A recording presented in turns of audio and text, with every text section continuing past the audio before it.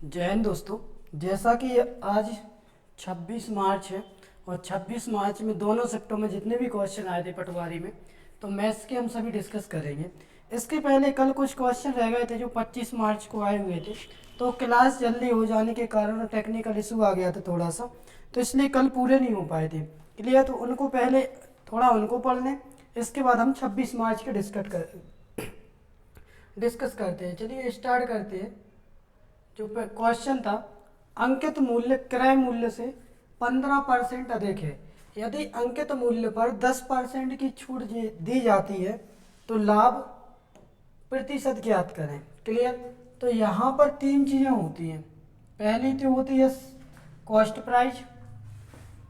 Price, फिर होती है एक सेल प्राइस और एक होती है प्रिंट प्राइस। इतना क्लियर? कॉस्ट प्राइस होता है क्रय मूल्य, जिस वस्तु को हम खरीदते हैं। सेल प्राइस होती है विक्रय मूल्य और कॉस्ट प्राइस होती है क्रय मूल्य और प्रिंट प्राइस होती है जिस पे हम जो रेट डालते हैं। क्लियर? जिस पे हम डिस्काउंट देते हैं। तो यहाँ पर उन्होंने बोला कि जो क्रय मूल्य से कितने % अधिक है अंकित मूल्य। तो अगर क्रय मूल्य हमारा 100 है तो विक्रय मूल्य कितना अधिक है 15%, यानी 115 होगा। फिर उन्होंने बोला कि इस पर 10% की क्या दी जाती है छूट, यानी इसका 10% कितना होगा 11.5। तो हम 115 में से 11.5 माइनस कर देंगे। तो यहाँ पर 10 में से 5 गया 5, 5 में से 2 गया 3 और 1 में से 1 गया 0, हो जाए कितना 103.5। यानी जो हमने वस्तु को बेचा है कितने में बेचा 103.5 में, यानी जो हमें लाभ हुआ है वो लाभ कितना हुआ है। तो हमारी जो कॉस्ट प्राइस थी कितनी 100 थी, यहाँ पे कितने में बेच दी हमने उसे 103.5 में बेची। तो हमें जो लाभ हुआ वो कितने का हुआ 3.5, यानी 3.5% का लाभ। इसका जो राइट आंसर था वो कितना था 3.5। इसके बाद अगले क्वेश्चन में चलते हैं। अगला क्वेश्चन है 10 पाइप जिनकी कार्य क्षमता समान है, एक टंकी को 35 मिनट में भरते हैं। यदि तीन पाइप खराब हो जाते हैं, बाकी पाइप टंकी को कितने समय में भर सकते हैं। क्लियर? तो बिल्कुल आसान सा क्वेश्चन है। हमें क्या करना है, यहाँ पर देखना है कितने पाइप बोला गया हमसे 10 पाइप। क्लियर? तो 10 पाइप किसी टंकी को कितने मिनट में भर सकते हैं 35 मिनट में। उन्होंने बोला कि यदि 3 पाइप क्या हो जाए खराब हो जाए, तो ठीक है भाई साहब 3 पाइप इसमें से क्या हो जाएंगे खराब हो जाएंगे। जब 3 पाइप खराब हो जाएंगे कितने बचेंगे 7। तो उन्होंने पूछा कि तो बाकी पाइप टंकी को कितने समय में भरेंगे। तो अपन यहाँ पे एक्स ले ले रहे हैं, यानी समय, यानी एक्स या टी ले लो जो भी आपको बेहतर लगे। क्लियर? हम इसे 7 से कैंसिल कर देंगे, 7 एकम 7, 7 पन्ना 35, 10 पन्ना 50, यानी कितने मिनट में भर देंगे उसे 50 मिनट में टंकी को भर दिया जाएगा। इतना क्लियर? इसके बाद अगले क्वेश्चन में चलते हैं। अगला क्वेश्चन है राम की मासिक आय कुछ रुपए है, जिसमें से 50% मासिक खर्च पर व्यय करता है, बचे रुपए में 50% परिवहन पर और बचे रुपए में 25% स्टेशनरी पर और बचे रुपए में से 10% अन्न पर खर्च करता है। उसके पास 2700 रुपये बचते हैं, तो उसकी मासिक आय बताइए। तो देखें इसे अपन बिल्कुल सिंपल तरीके से करेंगे। वैसे तो इसे हम 2 से 3 तरीके से कर सकते हैं, लेकिन हम क्या लेंगे यहाँ पर कि उसकी आय कितनी है, मान के चलो 100 रुपये, यानी उसका जो वेतन है कितना है 100 रुपये है। इसके बाद हमसे बोला गया कि 50% मासिक खर्च, यानी जो उसका खर्च है तो खर्च कितना 50%, और 100 का 50% कितना है 50। अब उसके पास कितने बचे 50 रुपये बचे। अब क्या हो रहा है कि बचे रुपए में से 50% काय पे खर्च करता है वो परिवहन पर, यानी जो रुपए बचे तो 50% परिवहन पर। तो इसका 50% कितना होगा 25। अब कितना बचा 25 बचा। यहाँ तक कोई दिक्कत? देखो तो जो बचा था शेष कितना 50%, 50 में से 50% उसने क्या किया परिवहन पर खर्च किया, यानी उसके पास अब कितने रुपए बचे 25 रुपये। लेकिन उसमें से भी क्या हुआ कि 25% स्टेशनरी पर खर्च किए। क्लियर? तो जो बचा है 25%, इसमें से भी कितना 25%, यानी 1/4 भाग। तो 1/4 6, 4 × 24, तो ये हो जाएगा 6.25। यानी कितने रुपए खर्च कर दिए, 6.25 रुपये काय पे खर्च किए उसने, स्टेशनरी पर। क्लियर, स्टेशनरी पर खर्च किए। इसके बाद उसके पास बचे कितने, तो यहाँ पर बचे उसके पास 25 में से आप 6 माइनस करोगे बचेगा 19, यानी 18.75 रुपये बचे। यहाँ तक कोई दिक्कत, देखो एक कैलकुलेटिव हो रहा है थोड़ा सा क्वेश्चन और कुछ भी नहीं। और इससे अगर दूसरे तरीके से करते तो ये हो सकता है कैलकुलेटिव ना होता, क्योंकि और आसान तरीका भी था उसके लिए। तो अपन क्या करेंगे, 25 में से 6.25 को माइनस करेंगे 0.00।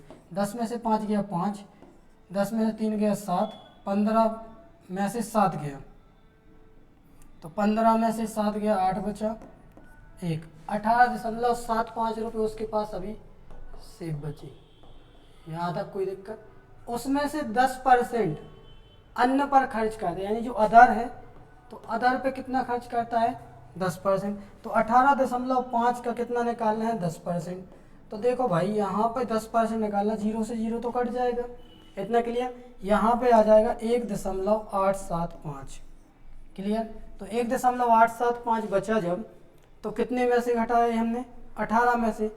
तो ये तो कैलकुलेटिव हो गया क्वेश्चन, जिसकी कोई मतलब नहीं था। ठीक है, अब क्या करना है, इसमें से माइनस कर देना और 2700 के बराबर रख देना, आपका आंसर आ जाएगा। क्लियर, यहाँ तक कोई दिक्कत परेशानी। ठीक है,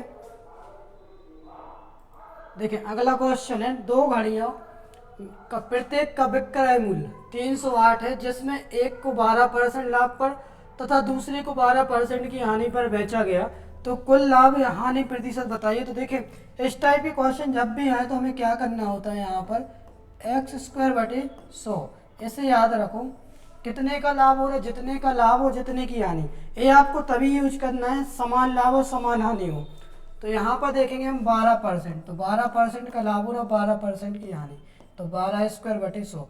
12 का स्क्वायर कितना होता है, 144/100। जब इसे सॉल्व करेंगे तो कितना आ जाएगा, 1.44। और इस टाइप के क्वेश्चन में हमेशा क्या होती है, हानि ही होगी, यानी लॉस ही होगा, प्रॉफिट कभी नहीं होता। इसका जो राइट आंसर आएगा वो आएगा 1.44। इसके बाद देखिए कुछ क्वेश्चन है जो टाइप नहीं हो पाए। क्लियर, तो हम यहाँ पे जल्दी जल्दी लिखते जाएंगे क्वेश्चन को और अपन सॉल्व करते जाएंगे। क्लियर, तो इसमें आपको थोड़ा सा पेशेंस रखना होगा, क्योंकि टाइप नहीं हो पाए टेक्निकल इशू की वजह से, लेकिन नेक्स्ट टाइम से कोशिश करेंगे कि ऐसा ना हो पाए। क्लियर, तो एक क्वेश्चन आया था जो घातांक करनी से, क्वेश्चन था 3/5 के ऊपर 3x + 5 इंटू 3/5 - 2 बराबर 3/5 के ऊपर x + 5। ठीक है, तो एक घातांक करनी से बिल्कुल सिंपल सा क्वेश्चन पूछा गया था। तो अगर आपको आता है तो देखें, यहाँ पर एक चीज़ याद रखना, घातांक करने के अपन को पूरे रूल पता होने चाहिए पहली बात तो। क्लियर, तो आधार समान है तो घातें क्या हो जाएंगी, जुड़ जाएंगी। तो यहाँ पे बन जाएगा 3/5 के ऊपर घातें जुड़ेंगी 3x + 5 और प्लस माइनस क्या हो जाएगा, माइनस, बराबर 3/5 x + 5। अब यहाँ पे कौन सा फॉर्मूला बन गया, यहाँ पे फॉर्मूला बन गया कि अगर आधार समान है तो घातें भी कैसे लिखी जा सकती हैं, तो घातें भी बराबर में लिखी जा सकती हैं। तो भाई सब घातों को बराबर में लिख देंगे, 3x + 5 x + 5। यहाँ पर x प्लस का इस साइड हो जाएगा माइनस का, तो 3x में से x जाएगा, क्या बचेगा, 2x। ये प्लस का 5 है, सॉरी यहाँ पर एक -2 रह गया ना। ठीक है, माइनस का 2 उस साइड हो जाएगा प्लस का 2, या फिर यहाँ पे 5 में 2 घटा दो, कितना बचा, 3। तो 5 में से यहाँ पर डायरेक्टली कर दो, 1 मिनट, 5 में से 2 घटाया, कितना बचा, 3। ये प्लस का उस साइड हो जाएगा माइनस का, तो यहाँ पे कितना बचेगा, 2x = 2। क्लियर, x = 2 से 2 कट जाएगा, कितना आ जाएगा, 1। यानी जो इसका राइट आंसर आना था वो कितना आना था, x = 1। तो देख कितना आसान क्वेश्चन आया था। ठीक है, तो एक क्वेश्चन और था, ऐसे कई क्वेश्चन थे, बस आप थोड़ा पेशेंस रखें और एनालिसिस जरूर देखें डेली का। क्लियर, अगला क्वेश्चन था, क्रिएट को क्वेश्चन था क्रिएट को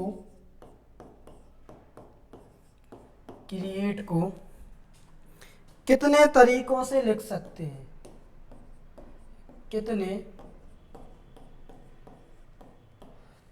तरीकों से लिख सकते हैं।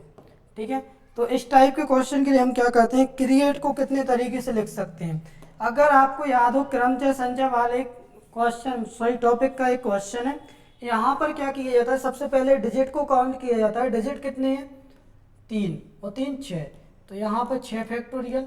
फिर ये देखा जाता है कि इसमें रिपीट कौन सा हो रहा है, तो रिपीट हो रहा है भाई साहब ई, कितने बार हो रहा है, 2 बार।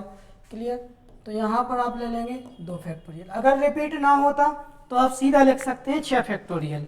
क्लियर, देखें अब जब हम 6 फैक्टोरियल को सॉल्व करेंगे तो 6 × 5 × 4 × 3 × 2 × 1 बटे 2 × 1, इससे कट जाएगा 6 पंच 30, 30 के 12 120 और 120 दिया तो यह आ जाएगा 360, यानी इसका जो राइट आंसर आएगा वो कितना आएगा, 360। यहाँ तक कोई दिक्कत परेशानी।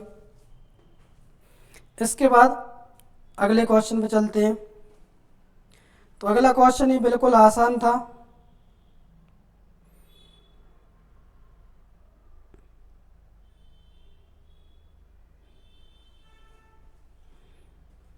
थोड़े क्या है ना कि टाइप नहीं हो पाया क्वेश्चन, अगर टाइप हो जाते तो फिर प्रॉब्लम ही ना होती इसमें।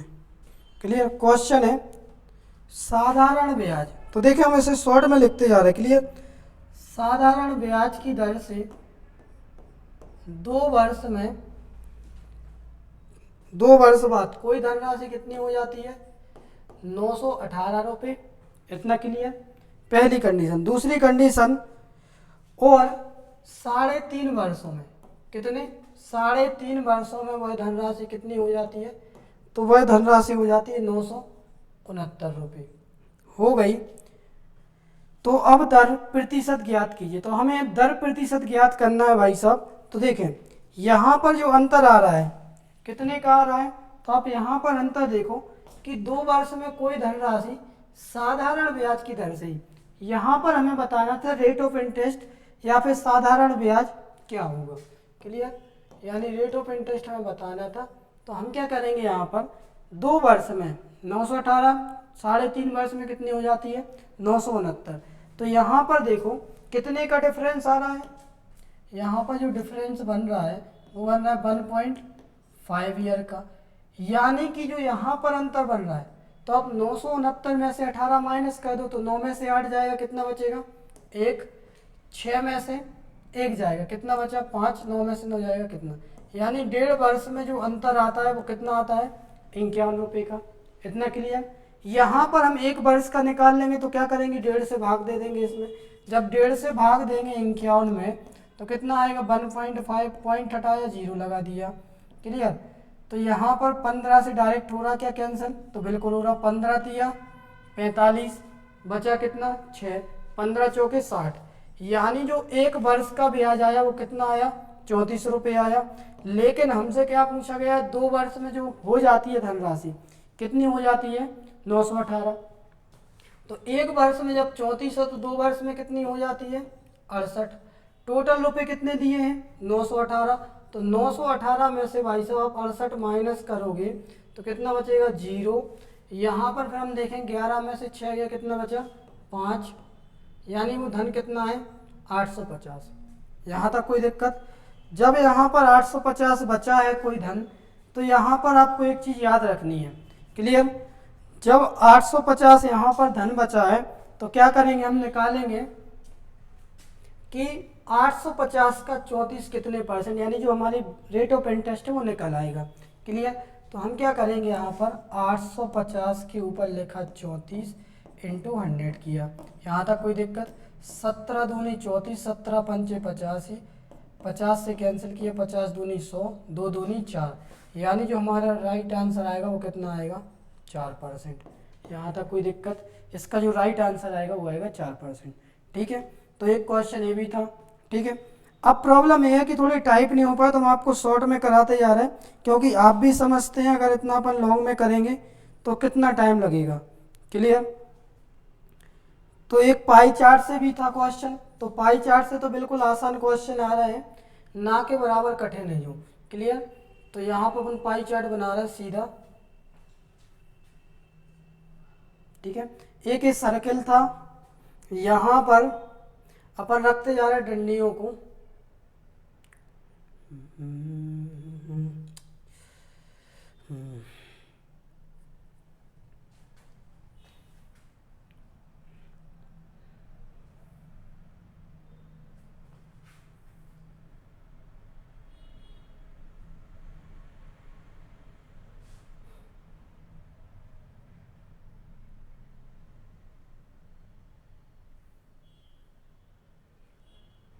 बस थोड़ा इसमें बन बच जाओ और फिर प्रॉब्लम नहीं है। देखो अब एग्जैक्ट की तलाश में ना रहो, क्योंकि एग्जैक्ट तो थोड़ा आप भी समझते हो इसमें टाइम लगता है। ठीक है। इस टाइप से था हमारा पाई चार्ट। इसमें कितने खंड थे? 3 और 3, सॉरी 5 थे। चलिए तो अपन कोई बात नहीं, 5 बना देना। अब देखें इसमें क्या क्या दिया था। इसमें दिया था हिंदी के लिए 24%। क्लियर।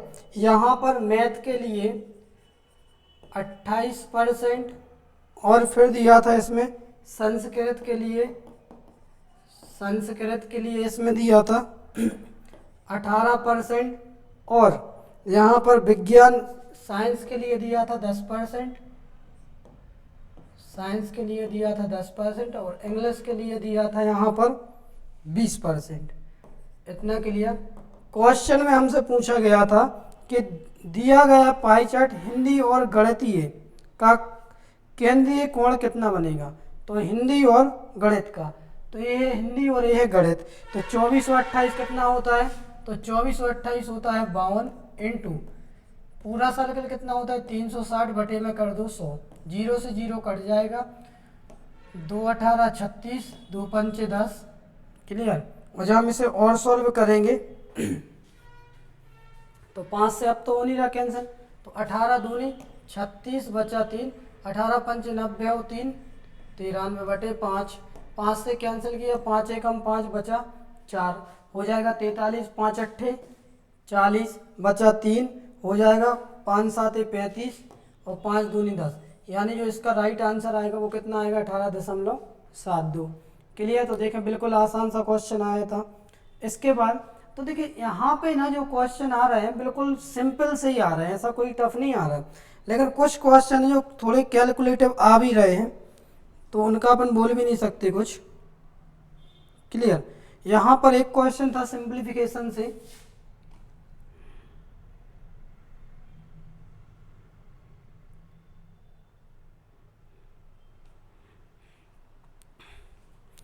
तो लिखे होते तो ज़्यादा बेहतर रहता है ना।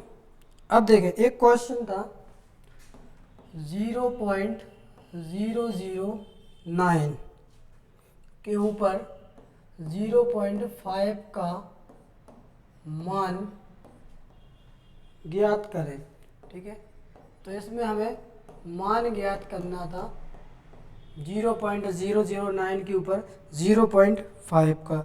तो देखें इसके लिए हम जब सॉल्व करेंगे बिल्कुल आसानी से करेंगे। देखें यहाँ पर बटे में कुछ नहीं रहता तो क्या रहता है, 1 रहता होगा। क्लियर। एक कितने के पहले पॉइंट है? 4 के पहले। तो जब पॉइंट हटाएंगे कितने जीरो आएंगे? 4 जीरो आ गए। क्लियर। यहाँ पर ऊपर कितना था? 9 था, तो 9 ही रहने दो। इसके बाद हम देखेंगे, देखो यहाँ पे अपन ये देख रहे हैं केवल कि टाइम कैसे बचे। क्लियर। 0.5 को जब आप सॉल्व करते हो तो 0.5 को जब आप सॉल्व करोगे तो कितना प्राप्त होता है? तो यहाँ पर जब 0.5 सॉल्व किया, पॉइंट हटाया, 0 लगा, 5 एकम 5, 5 दूनी 10, यानी यहाँ पे कितना प्राप्त होगा? तो यहाँ पे होगा 1/2 प्राप्त। इतना क्लियर। अब क्या हम 3 के, यह जो 9 है इसे हम क्या लिख सकते हैं? तो 9 के लिए लिख सकते हैं हम 3 के ऊपर वर्ग, और जो 10,000 है इसे हम क्या लिख सकते हैं? 100 का वर्ग लिख सकते हैं क्या? बिल्कुल लिख सकते हैं भाई। और 1/2 हमारे पास पहले से उपलब्ध है। यहाँ पर हम देखेंगे कि दोनों के ऊपर वर्ग है, 3 के ऊपर भी और 100 के ऊपर भी, तो हम इस वर्ग को 1 के ऊपर कर देंगे, यानी 3/100 किया डायरेक्ट, इसके ऊपर वर्ग किया और 1/2 हमारे पास पहले से है। फिर इसमें कौन सा रूल लगेगा, इसमें लगेगा घातांक करने वाला रूल कि घात के ऊपर घात है तो इनका गुणा होगा आपस में। जब इनका गुणा होगा तो 3/100 के ऊपर 2 × 1/2, और जब इसे सॉल्व किया जाएगा तो बचा 3/100, और जब 3/100 को सॉल्व करेंगे तो आएगा 0.03, और यही हमारा राइट आंसर था। क्लियर? तो देखिए घातांक करने के बहुत सिंपल क्वेश्चन आ रहे हैं, ऐसा कुछ है नहीं, लेकिन विभाज्यता के क्वेश्चन आना चालू हो गए हैं, और अभी जब क्वेश्चन आना चालू हो ही गए हैं तो अब अच्छे खासे क्वेश्चन आएंगे। क्लियर? इसके बाद अगले क्वेश्चन पे चलते हैं। अगला क्वेश्चन है एक लंब वृत्तीय, कैसा, एक लंब वृत्तीय बेलन, एक लंब वृत्तीय बेलन का वक्र पृष्ठ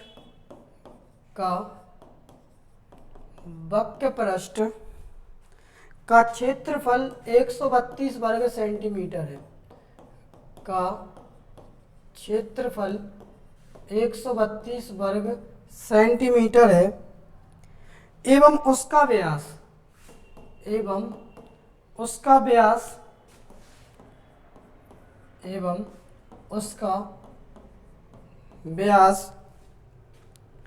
14 सेंटीमीटर है, 14 सेंटीमीटर है, तो ऊंचाई ज्ञात कीजिए। तो देखें एक क्वेश्चन बिल्कुल एडवांस से था और सिंपल क्वेश्चन था, बिल्कुल भी टफ नहीं था। क्लियर?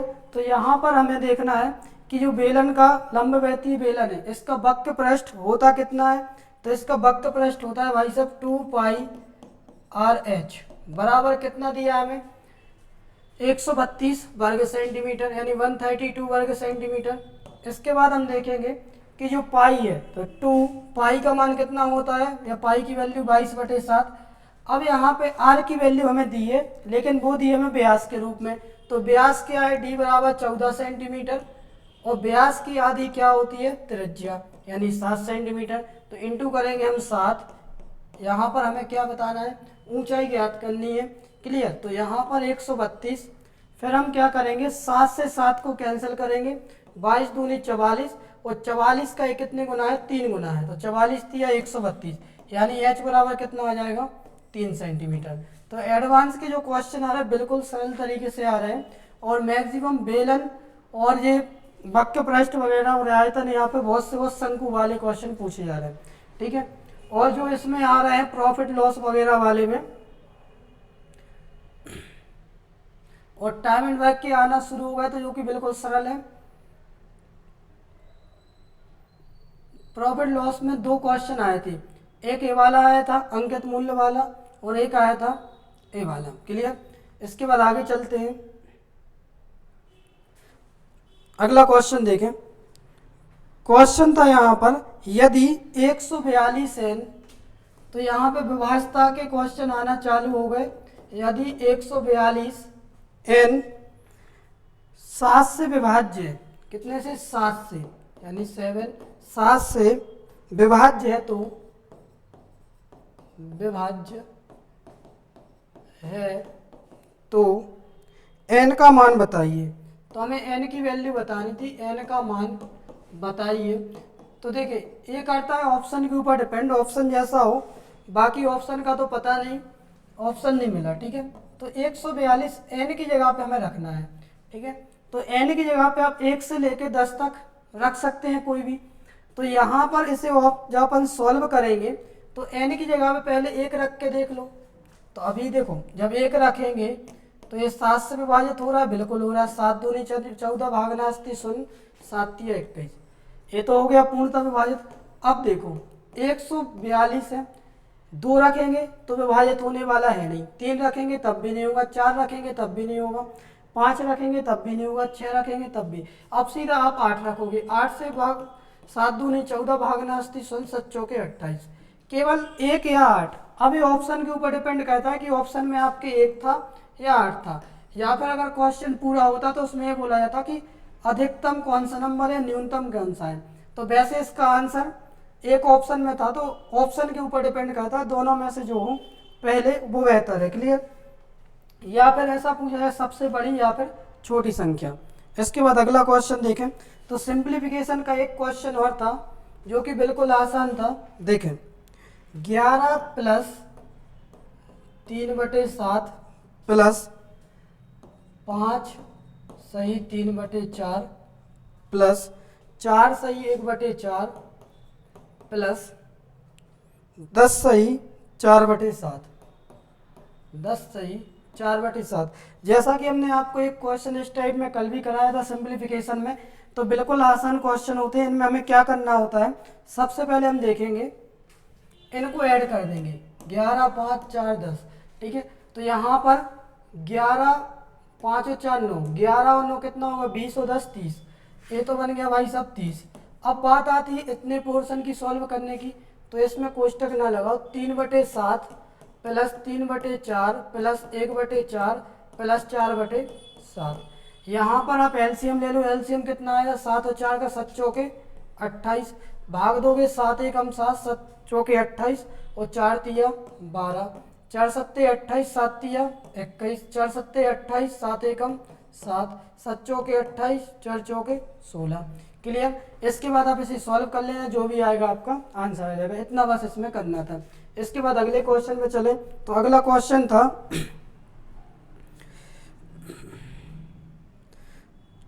एक परसेंटेज से भी था, बिल्कुल नॉर्मल क्वेश्चन था, एक टंकी वाला था। तो एक मिनट रुकना जरा। देखें जो अगला क्वेश्चन है, सॉरी थोड़ा टेक्निकल इशू आ गया था। देखें एक क्वेश्चन था पाइप टंकी से, बिल्कुल आसान क्वेश्चन था। तो अपन सीधा क्वेश्चन करते जा रहे हैं। ए तथा बी एक टंकी को क्रमशः कितने 12 और 18 घंटे में भर सकते हैं। क्लियर? तो यहाँ पर देखेंगे 12 और 18 घंटे, तो यहाँ पर 12 घंटे और 18 घंटे। इनका एलसीएम कितना आएगा, तो भाई सब एलसीएम तो सीधा सा है, कितना आएगा 36, 18 का ही भाग चला जाएगा 12 का ही चला जाएगा, तो 12 तिया 36, 18 दूनी 18 दूनी 36। क्लियर? यानी इनकी जो क्षमता है 3 है और बी की क्षमता कितनी है 2 है। फिर इसके बाद क्वेश्चन में बोला गया था हमसे कि टंकी की तली में एक छेद होने के कारण उसे भरने में, यानी इसमें एक छिद्र भी था टंकी में। क्लियर? तो यहाँ पे लिख दे रहा है छिद्र होने के कारण कितने मिनट अधिक लगते हैं, 40 मिनट अधिक लगते हैं। छिद्र होने के कारण 40 मिनट अधिक लगते हैं। तो छेद के द्वारा पूर्ण टंकी खाली होने में कितना समय लगेगा। तो उन्होंने बोला कि छेद के द्वारा टंकी, तो यहाँ पर कितना समय हो रहा है, सीधा सीधा 3 घंटे, कारण उसे 48 मिनट अधिक लगते हैं। तो छेद द्वारा, तो देखें जब दोनों मिलकर टंकी को भरें, कौन कौन, ए और बी, तो टंकी की जो हमने क्षमता ली है वो कितनी ली है 36 लीटर, और जब दोनों भरें ए और बी मिलकर तो कितनी भरते हैं 3 और 2 5 लीटर, 5 से भाग दिया 5 7 35, 1/5। यहाँ तक कोई दिक्कत? इसके बाद हमें देखना है कि 7 से 1/5 तो ठीक है भाई साहब, जो मिनट में, क्योंकि हमें यहाँ पर मिनट दिया कि 40 मिनट अधिक लगते हैं, किसकी वजह से, छिद्र की वजह से। तो हम यहाँ पर क्या करेंगे 60 का कर देंगे भाई साहब गुणा, यानी इसे जो अपन कन्वर्ट कर देंगे मिनटों में, तो मिनट में कन्वर्ट होगा तो 6 7 42, यानी कितना होगा 420 मिनट है। इसके बाद 60 का 1/5 भाग निकालो, तो अपन को पता है, जो अपन पढ़ते हैं क्वेश्चन पाइप टंकी में, तो कितना होगा 1/5 का मतलब होता है 12 मिनट, यानी टोटल कितने मिनट हो रहे हैं, टोटल हो रहे हैं 20 और 12 32, यानी 432 मिनट। यहाँ तक कोई दिक्कत? एक किसके लिए लग रहे हैं, जब ए और बी दोनों भर रहे हैं, तो ए और बी जब दोनों भरते हैं टंकी को तो कितने मिनट लगते हैं 432 मिनट। इतना क्लियर? लेकिन छिद्र होने के कारण दोनों तो भर ही रहे हैं, ए प्लस बी प्लस छिद्र, तो कितने मिनट अधिक लगते हैं, तब 48 मिनट अधिक लगते हैं। तो 432 में 48 को जोड़ देंगे तो कितना होगा 8 और 2 10 बचा 1 4 और 3 7 और 1 8 और ये हो जाएगा 4। यानी कितना समय हो रहा है कुल, तो ये तो हमारा मिनटों में है। हमें से उन्होंने हमसे क्या पूछा था, हमसे पूछा था मिनट कितने लगेंगे या कितना समय लगेगा। क्लियर, तो यहाँ पर उन्होंने समय में ही पूछा था हमसे। तो समय कितना लग रहा है, जब छिद्र भी खुला है तो 1 घंटे में कितने मिनट, 60 मिनट, तो 480 मिनट यानी कितना होगा, तो सीधी सी बात है 6 8 48 कितना समय होगा, 8 घंटे। यहाँ तक कोई दिक्कत। तो यहाँ पे जब टंकी का छिद्र खुला है तो कितना समय लग रहा, 8 घंटे लग रहा। बाकी अगर दोनों भरते हैं तो कितना समय लगता है, दोनों को लगता है 432 मिनट। और 432 मिनट को जब आप घंटे में कन्वर्ट करोगे तो कितना बन रहा था यहाँ पर, 7.1 हिसाब से 5 ही तो बन रहा था, या सॉरी 7.2, 5 दूनी 10, ठीक है 7.2। और जब दोनों भर रहा है तो कितना लग रहा है, 8 घंटे। रुकना 1 मिनट, क्वेश्चन तो 8 घंटे लग रहा है, ठीक है। अच्छा टंकी देखें, तो अगर तीनों भरें तो यहाँ पे 480 मिनट तो लगते हैं, कब टोटल लग रहा है 8 घंटे। कब इन लोगों को लग रहा है 8 घंटे, जब छिद्र भी चालू है। यानी यहाँ से हमें क्षमता पता चल जाएगी। तो यहाँ पे देखें 36 है टोटल, 8 से हम इसे भाग देंगे तो 8 चौके 32 बचा 4, 4 में भाग जाएगा नहीं तो 8 पंचे 40। यानी अब टंकी भरते हैं 8 घंटे में, तो जब टंकी की क्षमता 36 लीटर होती है तो कितना समय लगता है, 4.5 घंटा। फिर हमने देखा कि जब दोनों भरते हैं ए और बी तो इनको कितना समय लगता है, इनको लगता है भाई साहब 5 घंटे। इसे कितना, यानी जो देखो ए और बी भर रहे हैं तो 5 घंटे, जब छिद्र चालू हो रहा है तो 4.5 घंटे। यानी यहाँ से हमें पता चल रही छिद्र की क्षमता कितनी है, 0.5। जब इससे 0.5 केवल छिद्र से ही भराएंगे उस टंकी को तो 36/0.5। एक के पहले पॉइंट है, पॉइंट हटेगा क्या आ जाएगा, 0 आ जाएगा। तो 5 एकम 5, 5 7 35, बचा 1, 5 दूनी 10। यानी कितने समय लगेगा इसे लगेगा केवल 72 मिनट। क्लियर, तो ये टंकी का एक क्वेश्चन था। क्लियर, इसके बाद अगले क्वेश्चन में चलते हैं। अगला क्वेश्चन भी सिंप्लीफिकेशन से था, एक बहुत बिल्कुल आसान क्वेश्चन था और विभाज्यता के नियम पढ़ के जाएं क्योंकि वो जरूर आने लगे हैं। क्वेश्चन है, यदि छात्रों से संबंधित था क्वेश्चन, यदि 55 60 और 45 छात्र हैं, इनका औसत क्रमशः कितना कितना था, 50 55 और 60। तो हमसे पूछा गया था तो सभी छात्रों का औसत अंक कितना है। तो देखिए बिल्कुल आसान क्वेश्चन था, इसे हम सॉल्व करेंगे। तो पहले 55 छात्र हैं, 55 छात्रों का 50 में गुणा किया तो 55 25 बचा 2, 55 25 और 2 27 और ये हो जाएगा 0। यानी कितना बना, 2750 अंक हुए। इसके बाद हमने देखा 60 छात्र हैं, 60 का 55 में गुणा किया तो 55 दूनी 110 और 11 तिया 33, यानी लगभग 3300 इसका आंसर आएगा। क्लियर, तो देखें 6 पंचे 30 बचा 3, 6 पंचे 30, 6 पंचे 30 और 3 33 और एक 0 पर ने छोड़ा था तो बाद में लगा दिया। इसके बाद 45, तो 45 का डबल कितना होता है, 90, 9 तिया 27, कितना हो जाएगा ये 2700। यहाँ तक कोई दिक्कत, इन सबको जोड़ दो, 0 5 7 3 10 और 7 17 बचा 1, 2 3 5 2 7 और 1 8, 3 2 5 2 7 और 1 8। क्लियर, टोटल छात्र कितने हुए, तो टोटल छात्र हो रहे हैं 55 और 45 100 और 60 160। 160 से हम इसे भाग दे देंगे तो हमें टोटल एवरेज पता चल जाएगा। क्लियर, 0 से 0 कट जाएगा, 16 पंचे 80, कितना बचा 7 बचा। ठीक है, 16 पंचे 80 या 16 चौके 64। क्लियर, यहाँ पे 64 बचा 11, 11 में भाग तो जाएगा नहीं तो पॉइंट लगाएंगे, हो जाएगा 110, 16 छक्का 96। ठीक है, यानी 54.6 के लगभग इसका आंसर आएगा। क्लियर, तो यहाँ पर आप पॉइंटों में भी आंसर, और जब आप मैक्सिमम यूनिट डिजिट से इसे कनेक्ट किया करें। क्लियर, इसके बाद अगले क्वेश्चन पे चलते हैं। अगला क्वेश्चन है,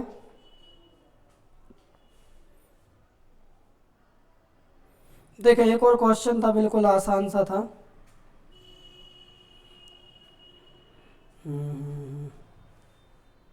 क्वेश्चन था ताश की गड्डी से। तो ताश की गड्डी से हम पहले पढ़ा चुके हैं आपको क्लास में। तो क्वेश्चन है ताश की गड्डी से, ताश की गड्डी से एक पत्ता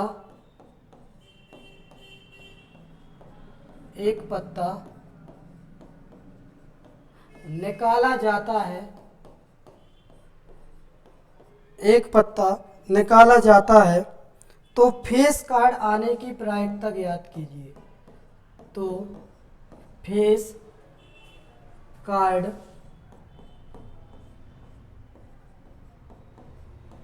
आने की प्रायिकता ज्ञात कीजिए। ठीक है, तो बिल्कुल आसान क्वेश्चन था। आप पहले तो ये बताओ कि जो ताश के पत्ते होते कितने हैं? 52 होते हैं। क्लियर? तो ताश के पत्ते 52 हैं, 52 में से फेस कार्ड, क्लियर, यानी फेस कार्ड जिनका चेहरा होता है, क्लियर, बादशाह, किंग, गुलाम, और सॉरी क्या बोलते हैं, किंग, गुलाम, बादशाह, रानी। ठीक है, तो कितने होते हैं लगभग?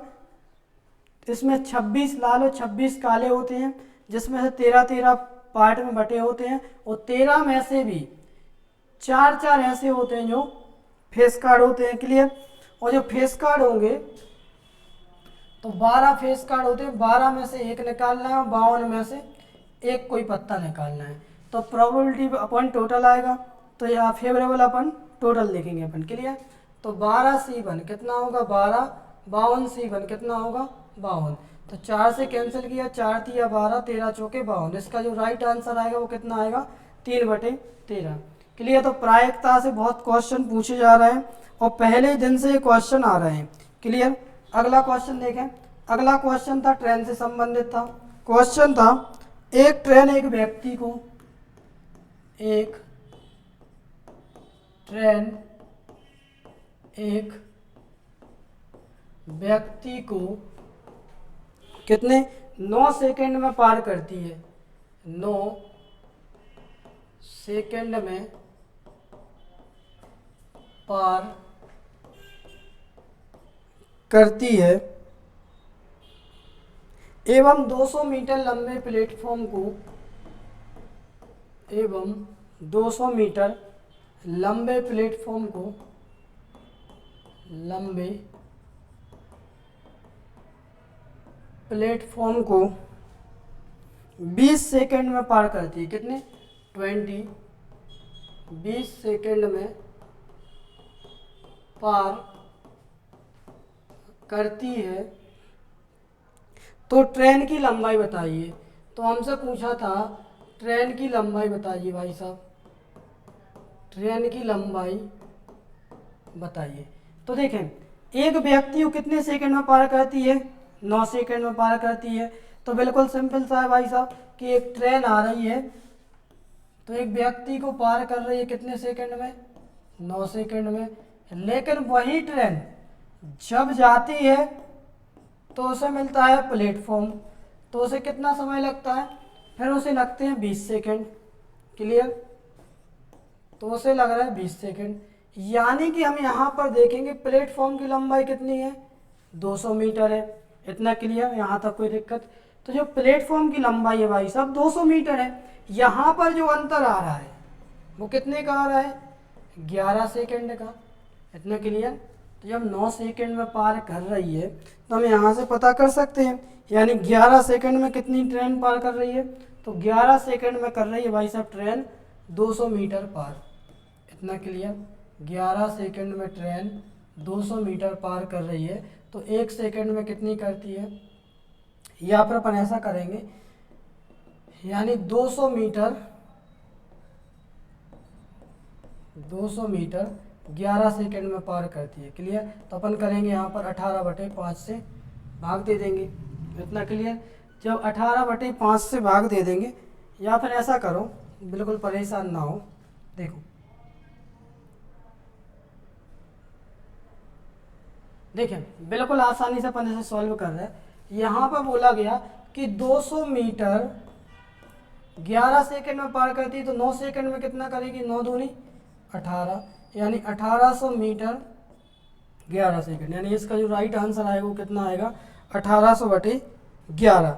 और इसे आप और भी सॉल्व कर लेना, क्लियर, इसके आगे भी था और आगे भी सॉल्व कर लेना इसे। इसके बाद हमने आपको कराई दिया बेलन वाला क्वेश्चन हो गया, और भी होगा, ठीक है। तो ये कभी कभी दिक्कत आ जाती है जिसकी वजह से मतलब ये टाइपिंग नहीं हो पाते क्वेश्चन, ठीक है, टाइप नहीं हो पाते, तो लेकिन हर बार नहीं आएगी, कोशिश करेंगे बेहतर हो, क्लियर। बस आप डेली का एनालिसिस देखते जाएं, तो 10 से 5 या जितने भी हमारे पास 25-30 क्वेश्चन आते हैं हम सभी आपको करा देते हैं, क्लियर। इसके बाद कल कंटिन्यू करेंगे, कल के एनालिसिस के साथ मिलेंगे। Thank you.